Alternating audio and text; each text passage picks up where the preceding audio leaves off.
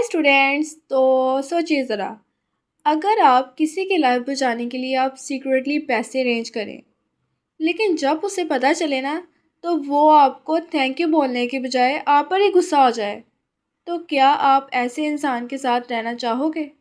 तो आज हम बात करने वाले हैं आ डॉल्स हाउस की, एक ऐसी स्टोरी जो आपको सोचने पर मजबूर कर देगी। तो चलिए सबसे पहले हम कैरेक्टर्स को समझ लेते हैं। सबसे पहला कैरेक्टर है नोरा हेल्मर का। जो नोरा है ना, वो एक हैप्पी और प्लेफुल वाइफ लगती है, लेकिन अंदर से स्ट्रॉन्ग है और सीक्रेट छुपा रही होती है। उसके बाद नेक्स्ट कैरेक्टर है टॉरवेंट हेल्मर का। जो टॉरवेंट है ना, वो नोरा का हस्बैंड और बैंक मैनेजर और अपनी रिस्पेक्ट और इमेज को बहुत ही ज़्यादा इंपॉर्टेंस देता है। उसके बाद नेक्स्ट कैरेक्टर है बैंक एम्प्लॉय का। जो बैंक एम्प्लॉय है ना, वो नोरा का सीक्रेट जानता है और उसे डरा कर अपना काम निकालना चाहता है। उसके बाद है नोरा की जो पुरानी फ्रेंड है ना, वो जो मिसेस लिंडे है, वो कहती है कि वो ये जो इसकी फ्रेंड है ना, वो इंडिपेंडेंट है और प्रैक्टिकल वूमेन है। और डॉक्टर रैंक है इनका फैमिली फ्रेंड, जो सीक्रेटली नोरा को पसंद करता है। और फिर नेक्स्ट कैरेक्टर है नोरा के जो बेबी हैं। तो जो नोरा के बेबी है ना, वो उसकी रिस्पॉन्सिबिलिटी और इमोशनल स्ट्रगल को शो करते हैं। तो अब स्टोरी स्टार्ट होती है।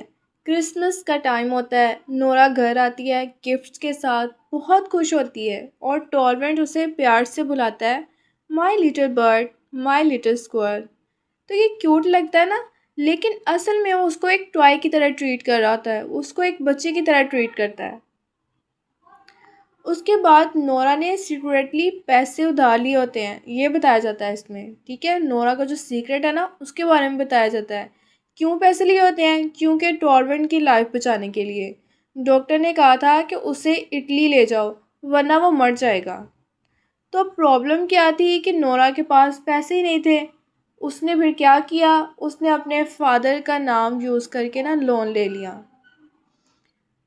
सिंपल तरीके से समझ लें कि उसे अपने फादर की परमिशन के बिना ही उसका साइन कॉपी कर लिया, ताकि उसे पैसे मिल जाएं।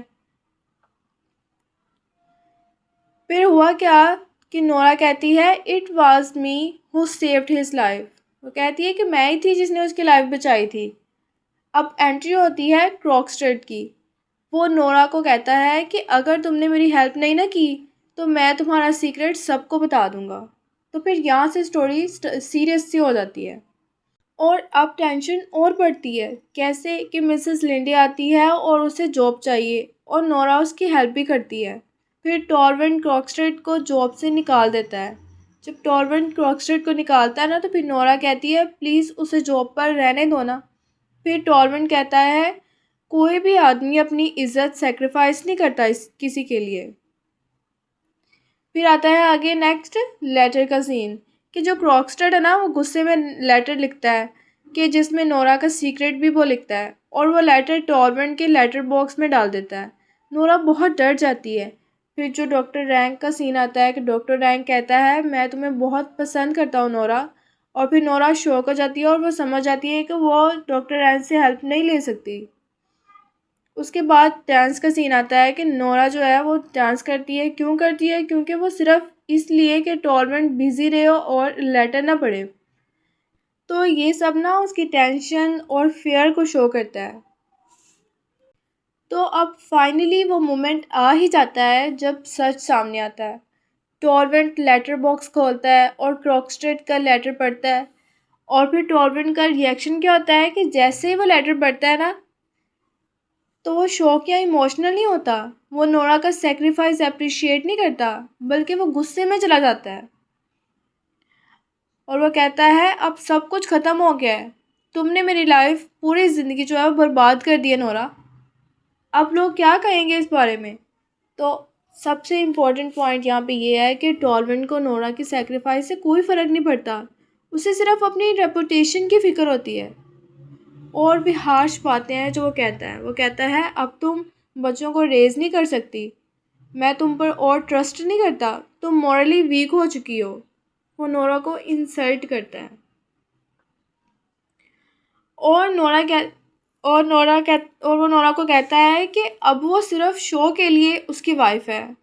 तुम यहाँ रहोगी लेकिन सिर्फ एक शो के लिए, ताकि लोगों को कुछ पता ना चले। ये लाइन बहुत ही पावरफुल है क्योंकि ये उसके रियल फेस को दिखाती है। और फिर ट्विस्ट आता है कि सेकंड लेटर उसको रिसीव होता है। पहले फर्स्ट लेटर रिसीव हुआ तो बहुत एंग्री उसने शो किया था, बहुत एंगर में आ गया था। उसके बाद सेकंड लेटर आता है तो वो ट्विस्ट आता है। फिर सडनली सेकंड लेटर के बाद टॉर्मेंट उसे पढ़ता है और उससे पता चलता है कि अब कोई डेंजर नहीं रहा। फिर टॉर्मेंट का बिहेवियर चेंज हो जाता है सडनली। तो अब वो इंस्टेंटली काम हो जाता है और जैसे कुछ हुआ ही नहीं था। तो वो कहता है, मैं बच गया नोरा, मैं बच गया। फिर वो नोरा को फॉरगिव करने का ड्रामा करता है कि नोरा मैं तुमको माफ़ करता हूँ। तो फिर क्या होता है कि नोरा को रियलाइजेशन होती है, नोरा को सब समझ आ जाता है।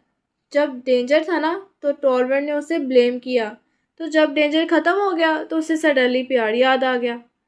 मतलब वो नोरा से नहीं, सिर्फ खुद से प्यार करता था। तो नोरा को समझ आता है कि मैं उसके लिए सिर्फ एक डॉल थी, एक टॉय थी, एक शो पीस थी, कोई रियल इंसान नहीं थी।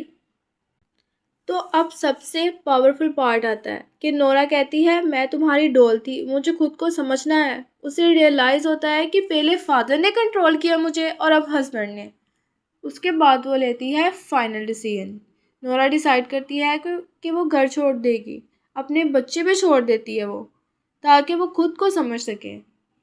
और फाइनल लाइन है कि I need to learn about myself. बहुत इंपॉर्टेंट लाइन है, I need to learn about myself. Door जोर से बंद होता है। ये शो करता है कि नोरा ने अपनी न्यू लाइफ स्टार्ट कर दी है।